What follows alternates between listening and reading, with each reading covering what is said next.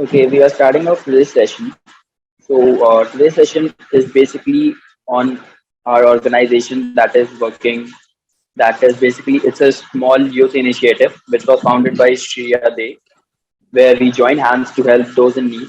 It includes more than 100 people right now. They are working in different departments like technical, PR, creatives, etc.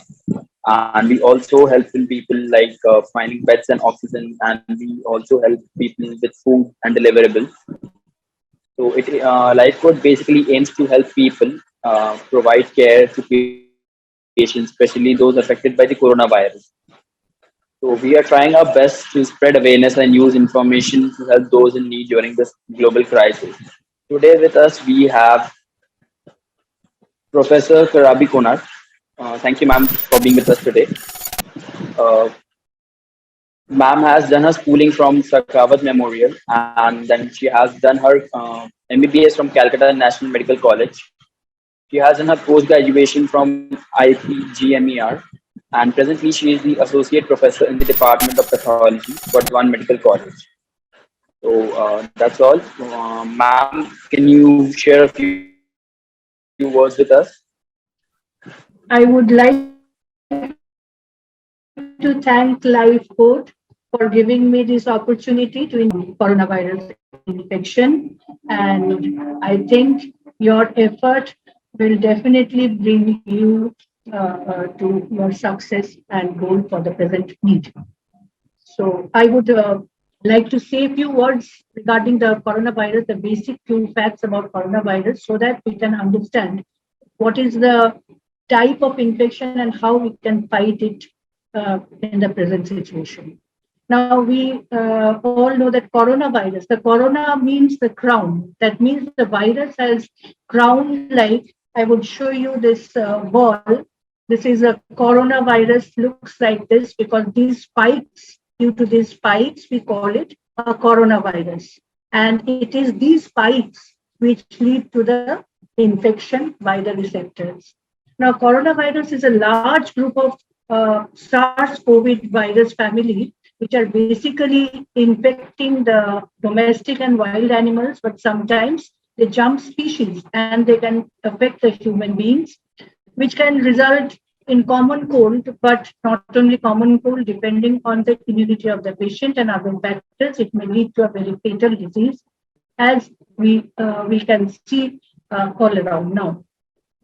Now, initially, this outbreak of SARS-CoV virus occurred in 2003 and followed by 2012, and presently in 2019, when in the month of December, there were patients of pneumonia of unknown origin started coming in Wuhan city of China, as you all know, and subsequently it became a concern of international health crisis. And finally, in March 2020, WHO declared it as a pandemic because by then it was more than 1 lakh patients who were affected all over the world with more than 4,000 of deaths of patients. Now, I will come about few words of coronavirus. As I have shown you that coronavirus, they enter your body through these spike proteins, through some specific receptors which are present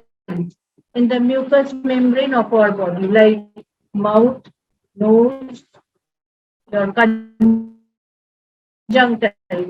eye. There are these sites. And after entering your body, it will pass naturally to your lungs, through the mouth and nose, and also to your digestive tract. It affects mainly the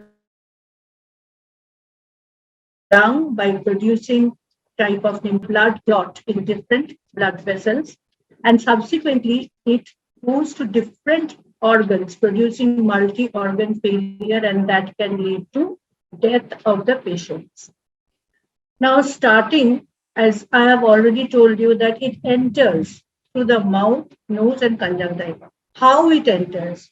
Suppose an infected person, he talks, he sneezes, he coughs.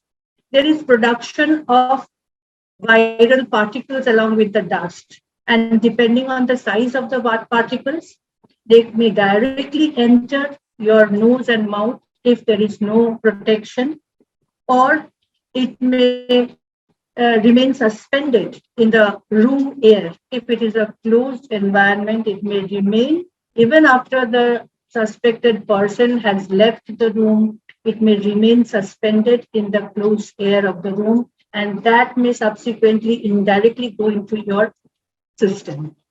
And thirdly, if that person sneezes, coughs, the heavier particles they drop around in the on the objects. And if you touch those contaminated objects and subsequently put your hands into your mouth, into nose, or you touch your eyes, then you indirectly infect yourself.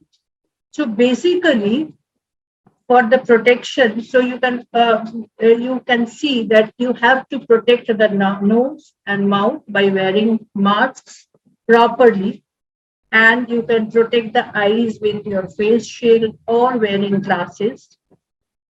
And indirect infection, like your hand infection, through your hand infection, you can sanitize or wash your hands very effectively before you put it into your mouth or nose. Then the physical distancing, which is very important, particularly in closed space, and to keep your surroundings open with ventilation, with good ventilation. So these are all basic methods of your protection. We know, all of us know by this time. And last but not the least is the vaccination. Vaccination which will give you protection after the virus enters your body, not before. So at the entry level, you can give protection. And once the virus enters your body, that is a second level of protection, which can be provided by the vaccination. Now, once the virus enters your body, subsequent reaction is variable. It depends on individual basis, and it is entirely dependent on the load of the virus, how much virus has entered in your body. Number two, what is your innate immunity? And thirdly, if you have any associated comorbidities like your age, your hypertension, diabetes, kidney failure, any other associated disease which may affect your immunity. So depending on that, you may recover from a very mild illness, or it may progress to a serious one. So this is the basic outline of this questions. Thank you, ma'am. That was very informative, and we could relate to most of it because we have been going through this situation, this scenario for the past 1 year, and we just got a lot more information and understanding of what exactly is happening. Thank you, ma'am. So I'll just go on with the questions which we COVID is or Corona is doing on people's health. But what is the impact in mentally? What would you say on that? Basically, shortly, we can say it is the fear of unknown. Not only the general public, the doctors, they also didn't know about this virus in the past year. In 2020, we did not know anything about the virus, but gradually we have come to know by trial and error that this could be the possible. The thing is fear of unknown, and you are fighting an enemy which is invisible. You cannot see your enemy. So sometimes people become very complacent in any disaster, say for flood, say for cyclone. We can see the disaster, and you can estimate what is what will be the effect. So you can take the precaution. But here, as the common people, they cannot see what can come to them. So they are not very. Sometimes they are very complacent. Or on the other hand, we are overreacting and we are overcautious about this virus. So this is one which is producing a very fear of unknown is the main cause of the mental condition of our public. And secondly, you can see that as a precautionary measure, as we don't know how this virus is going to affect, government has imposed different types of restriction. So our economy, our entertainment, our education, our travel, our or other things have been shut, closed. So there is a effect like the children, they are having different types of mental disorders, their attitude deficiency, attention deficiency, and we have also depression in elderly patients. So they cannot go out, cannot meet people. So these are the effects which are due to this virus. Definitely, ma'am. Definitely. And So yes, definitely, that is what I was saying, ma'am. That the thing that you said, it is not only affecting a specific age group, but everybody in some way or the other. It's affecting everybody, and it's like really difficult to cope up with. And we really hope that we get over it soon and healthy, and everybody is with us while we get to the end of it. So moving on to the second question, it is during the first wave that hit us previous year, 2020, the higher age groups were affected in majority, in masses. In the second wave that hit us this time, it is the middle age group that we are seeing is getting affected so badly. And the third wave, which is being talked about and which is being expected, people are saying that the younger children, the younger age group might be affected. So why is it that each wave is hitting each age group differently? initially, what happened last year, it was the elderly patients with comorbidities. They were the main culprit. The virus affected them much more. And this year, what happened? These elderly patients, they were vaccinated. After the frontline workers, it was the elderly patients who were vaccinated. So the Right. virus, it started affecting the next age group, and they were more going out. The elderly patients are more homebound, but this group, that is 18 to 45 and the 50, the working class, they were going out and they were not yet vaccinated. So these people were affected much more this time. And what we have come to know that the children, although they are getting affected this time, they have a natural immunity which is more than the elderly people. But expected if the third wave, if it comes, we should be careful about the children because now 18 to 45 age group people are also getting vaccinated. So the virus will try to find some new host Okay. for their infection. Definitely. Yes, ma'am. Okay, that is understandable. Okay. So it's because of the protection or the precaution that we are taking is because it's happening. So don't you think that because we know that the children are prone to the virus now, so the government or we should actually make some, mm, ways to actually protect them because we know that they are the next.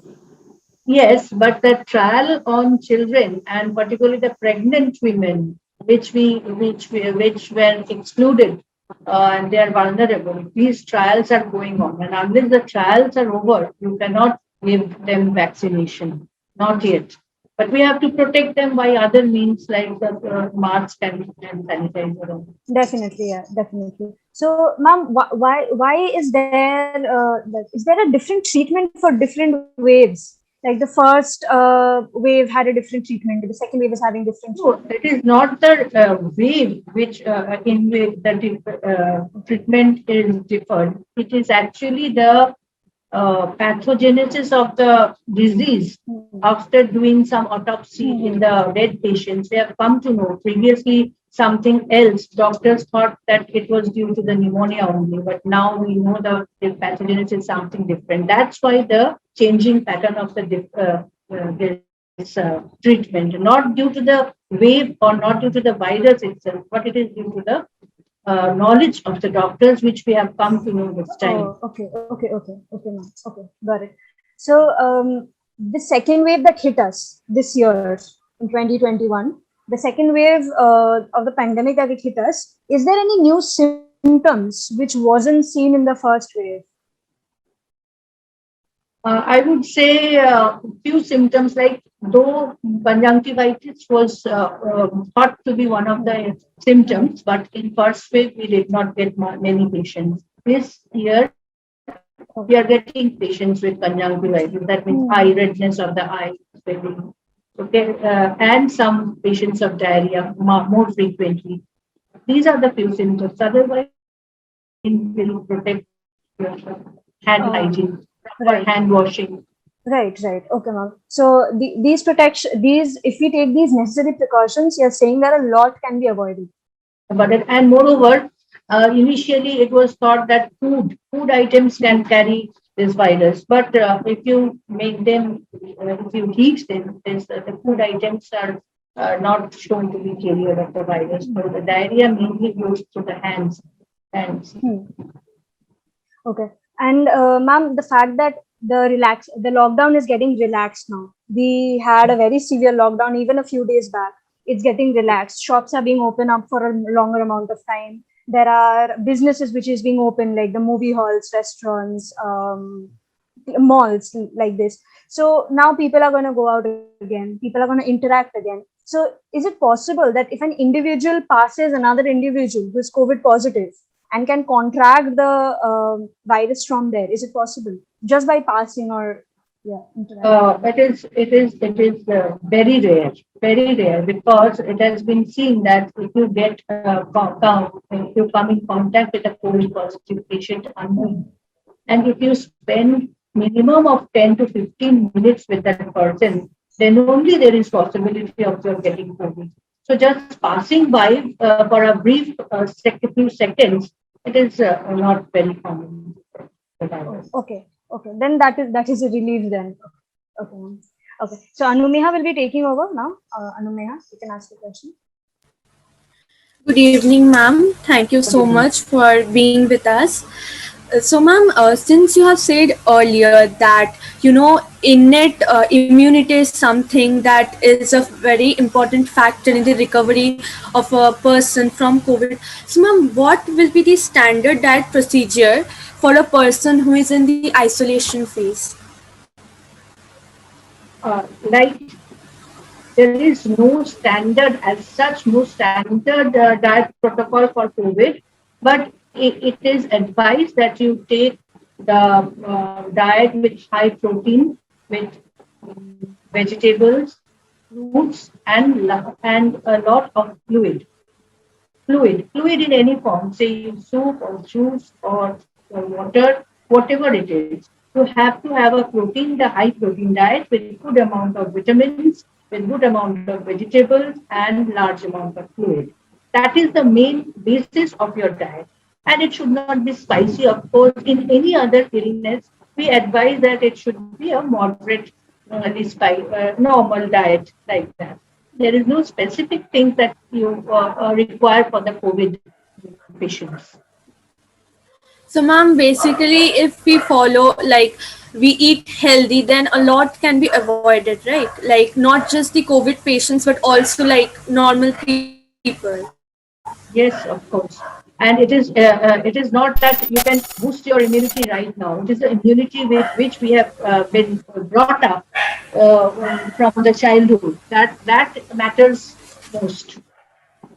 It's not that we are taking good food for immunity booster. We are taking these medicines, this and that. That will not help much. But still, you have to have good food, healthy food for your own body protection and immunity. Yes, ma'am. So, ma'am, my next question is recently, especially in the second wave, we have been seeing that doctors are suggesting people, those who are especially affected with COVID, to practice the prone position. So, ma'am, Yes. can you tell us that how advantageous it is in the treatment of COVID and how it helps in faster recovery? Now, when you lie supine, that means with your back on the bed, your heart, the heart which is present in between your lungs, that gives pressure to some extent on your lung. That is due to the gravity. Now, so the lung has less space to expand. So if you sleep in a if you are in a prone position, then the heart is at downward position and the lungs are above the heart. So the lungs, the small alveoli of the lung, they have more chance, more space to get inflated. If you take deep breathing, there is more space for the lung to expand, and so more amount of air entry and more amount of oxygen can be provided to the patient. And the patient should be advised to lie in this prone position for say about 30 minutes to 2 hours at a stretch, and then they will change the position, and frequently they should practice this position. So even if you don't get an oxygen cylinder, say for the patient is having low oxygen saturation, this prone position will help the patient a lot till you get the proper treatment. So, ma'am, would you recommend everyone to practice the prone position or just those who are affected with it?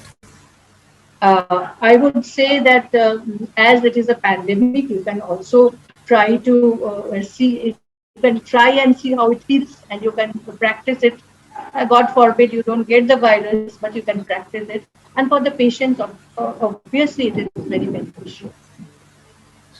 Thank you, ma'am. So, ma'am, my next question will be many people, we see people wearing cloth masks or surgical masks and even N95 masks. So, ma'am, can you tell us what is a proper mask and what is the proper way to wear them? Number one, the cloth mask. Firstly, the most of the people, what I see around the general public, many of them they are wearing cloth masks. This cloth mask with a single layer, it only protects you from the dust particles, nothing else. So it should be a three-layered surgical mask is the main protection. Surgical mask is advised. Three-layered surgical mask is advised. The mask should be properly snug around your face and nose. It should not be covering only the mouth and not the nose, and definitely not below the chin like the people are wearing. So the mask should be a large one with properly snugging around and covering part of your cheek, and it properly fits around the nose, cheek and chin. So that is the proper wearing of a mask. And always you handle the mask with the strings, not the proper mask. You must not touch the proper mask, not the inside, not even the outside, because outside maybe the virus has infected the outside, and after touching the outer portion of the mask, if you accidentally touch your mouth or nose, you can get infection. So it is always better to handle the mask with the strings, attached strings. Okay, and the N95 mask is, of course, it is very good, but for a general purpose, you can wear a surgical mask along with that a fashionable mask, as many people are wearing, but the surgical mask is a must. Okay? So, ma'am, especially in the second wave and like at the end of the first wave, doctors were saying to double masks. So, ma'am, double, does it help? Yes, of course, the number of layers are more, so the protection is also much more. That's why. Okay. Thank you, ma'am. So, ma'am, now my teammate Vinit Ahuja will ask you questions. Thank you so much.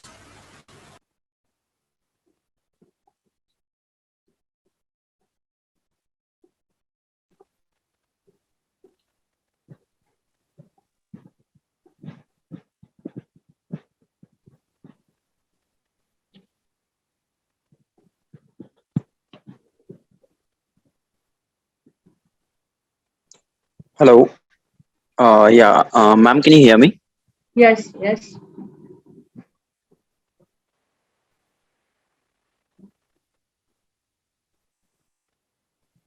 Hello.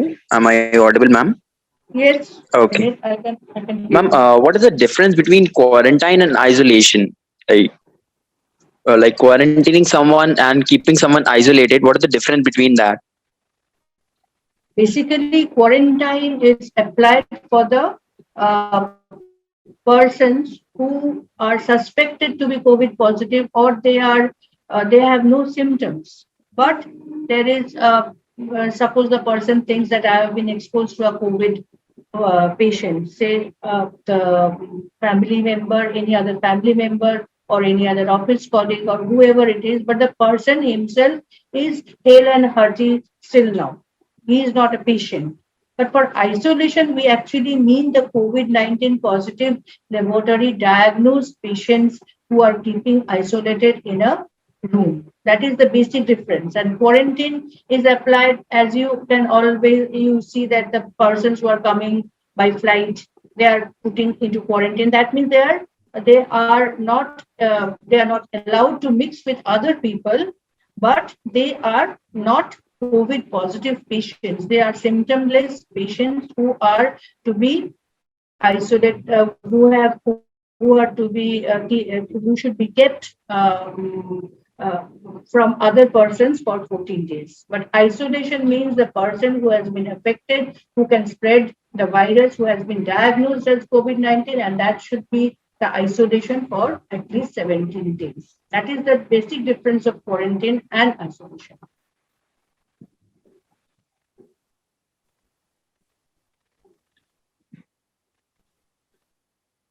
I can't hear you. I can't hear you.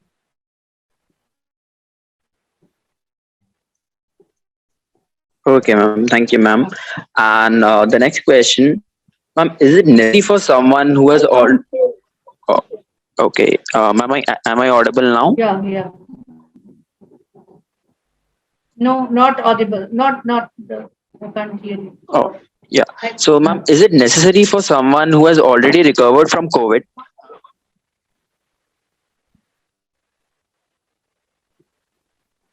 You are not audible. Vineet, just say the question at once because your audio is reaching us late. So I say think the I'm question facing some once and network then issues. Okay. yes, say the question at once and then mute yourself. Yeah. We'll edit this part, don't worry.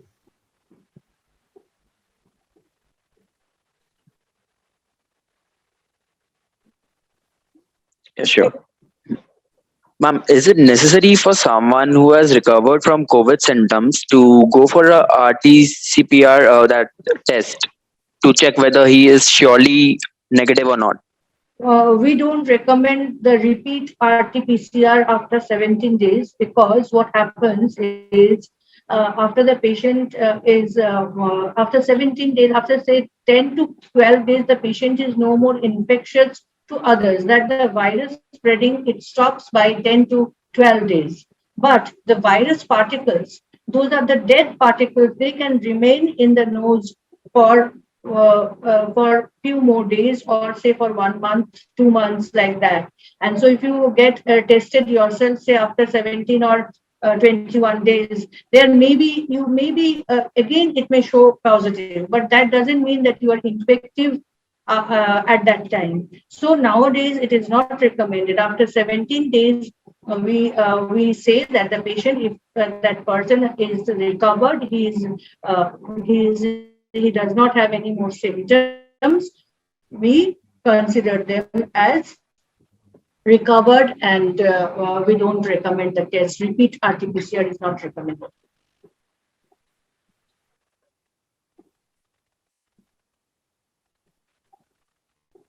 I can't hear you. Okay, ma'am. So, ma'am, the next question, ma'am, after getting cured from COVID, is it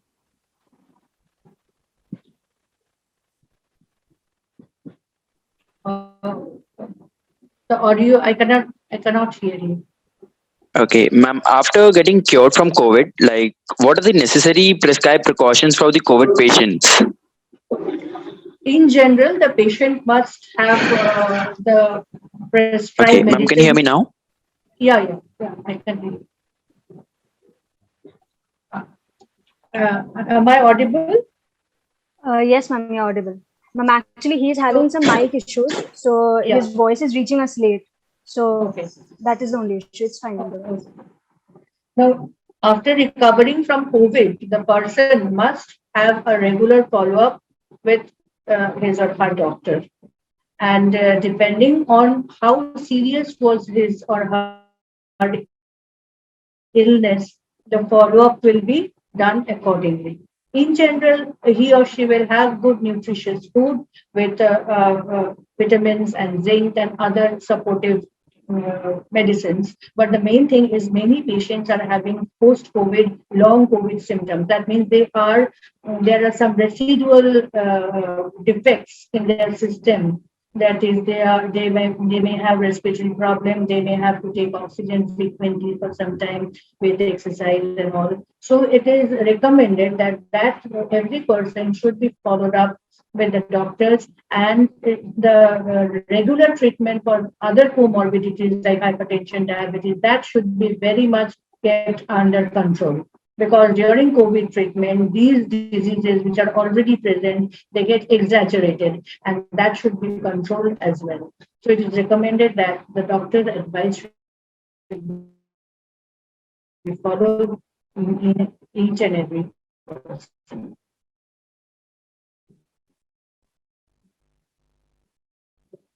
And of course, I would mention that COVID appropriate behavior should be should be followed very precisely, because you don't think that I have recovered from COVID, so I will not get it second time. Person may think that I am recovered from COVID, so I have antibodies, so I have protection, but it is not that. People may get reinfected, and so even after you recover from COVID, you should practice the COVID protocol strictly.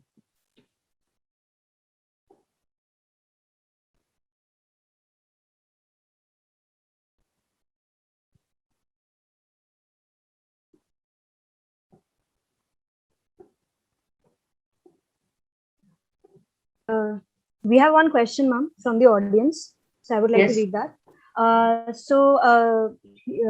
One person from the audience says, during this pandemic, many organizations and other people have been Yes. sharing and amplifying leads about the different COVID resources and also helping deliver food to the affected families. However, it is very difficult for us to connect with the mass rural segment, especially in this lockdown. What kind of solution would you suggest?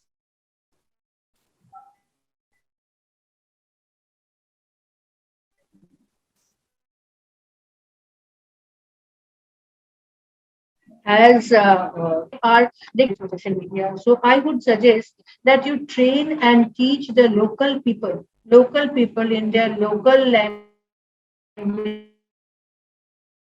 in their local method, so that they can help their surrounding their certificate, and you do it. You first train them, teach them, and then you can, over the internet, you can suggest what are the things they can do there. Definitely, ma'am. Definitely. That seems as a possible solution, and that is going to relieve a lot of people also, because self-knowledge is the best, I guess. So definitely. Okay. So another question is here. So it's according to you, how long should a person dealing with any kind of habits, as in if a person has any kind of addictions, Yes. right, should refrain themselves from taking them, or does it affect anyway their health, or any changes? Does it bring any negative or extra changes to a person? Actually, it is mainly the addictions will affect your immunity.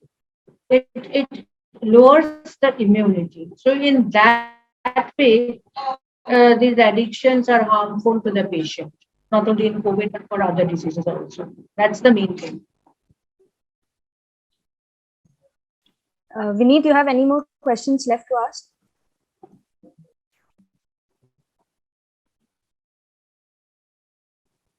Anumeha, any more questions? Can you just check once? Because he's not there. Yeah, sure. So, ma'am, I had a personal question, that is, after being fully vaccinated, what precautions means, what precautions does a person need to take to, protect themselves from COVID? So as I already told you that the entry of the virus is through our nose and mouth, and there are certain receptors called ACE receptors to which the virus gets itself attached, and then it enters the cells. Now your vaccination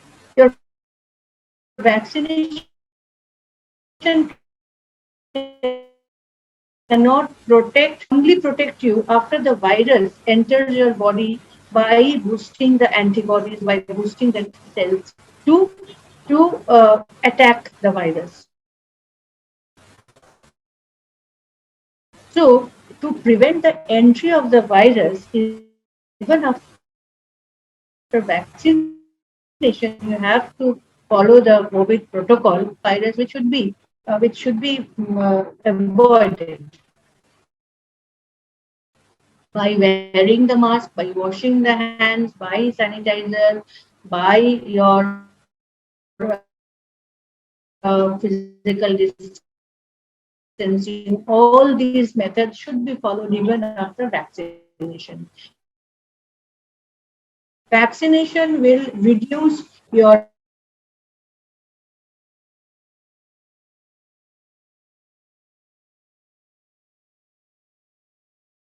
seriousness cannot prevent. Many of the doctors who have been vaccinated, they all got the disease, but the severity were not so much.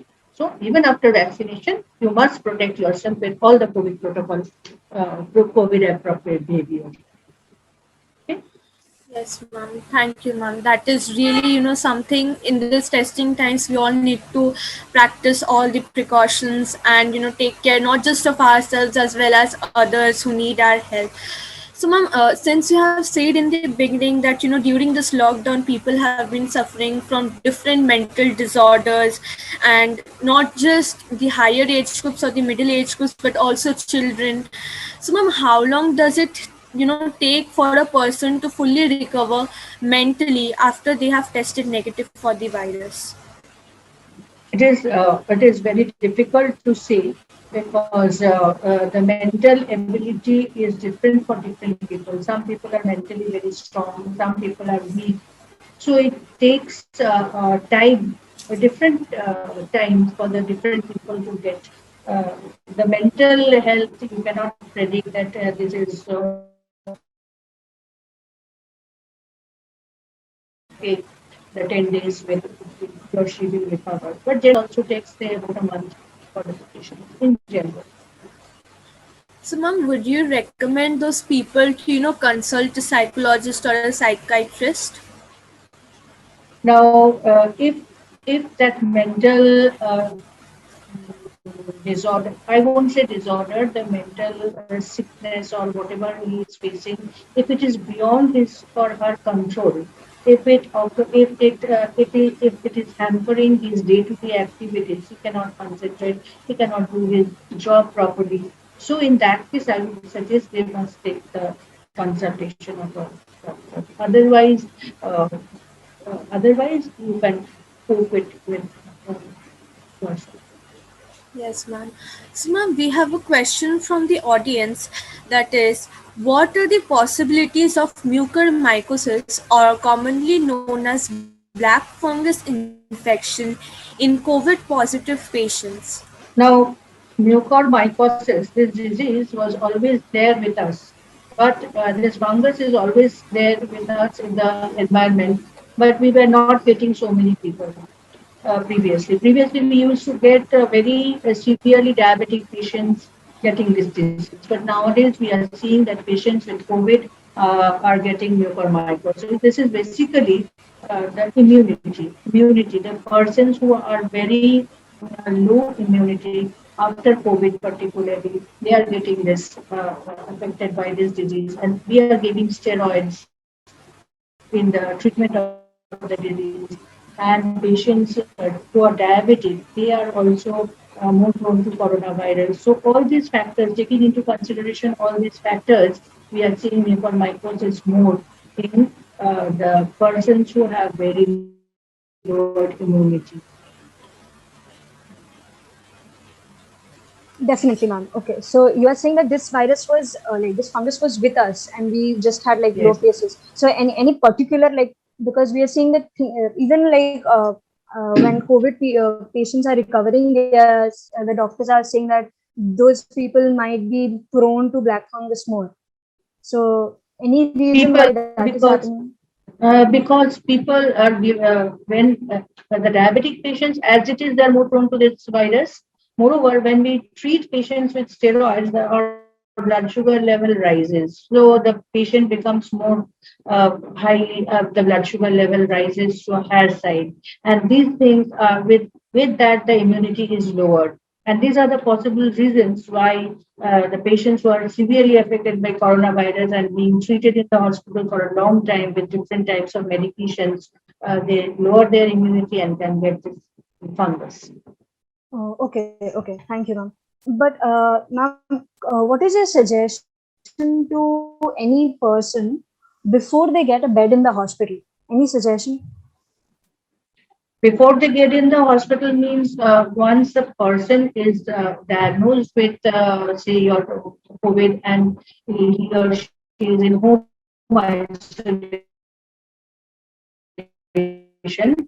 the main thing is and the pulse oximeter, with pulse oximeter, the oxygen saturation. These are the things which require emergency bed admission. And as when there is a crisis in the getting a bed, you can advise the patient in prone position. As I've already told you, the prone position will give him a better level of oxygen saturation and other supportive other supportive means other medicines and as such the home care is only the thing which can be done.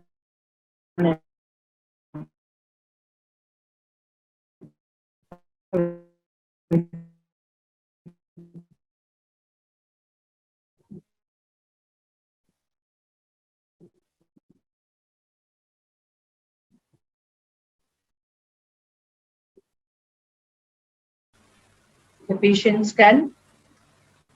Sorry, ma'am. Sorry. So before the symptoms starts, before starting the onset of the symptoms, the patient is infective for 2 to 3 days. And after the symptom starts, say about 10 to 12 days, the patient is infective. So all total, we recommend the 17 days of isolation of the patient. That is the reason that after that period of time, it is taken that the patient cannot spread the virus anymore. Usually. Thank you so much, ma'am, for answering our questions. We don't have any more questions now. So now my senior, Shriyadi, will talk to you. Uh, Thank you so much, ma'am. These questions were very important. We really wanted to know few informations which we did not weren't privy to, and the information that you have shared with us is not only helpful, but I guess it has solved a lot of questions that we were having for all of these times, and we didn't find answers to.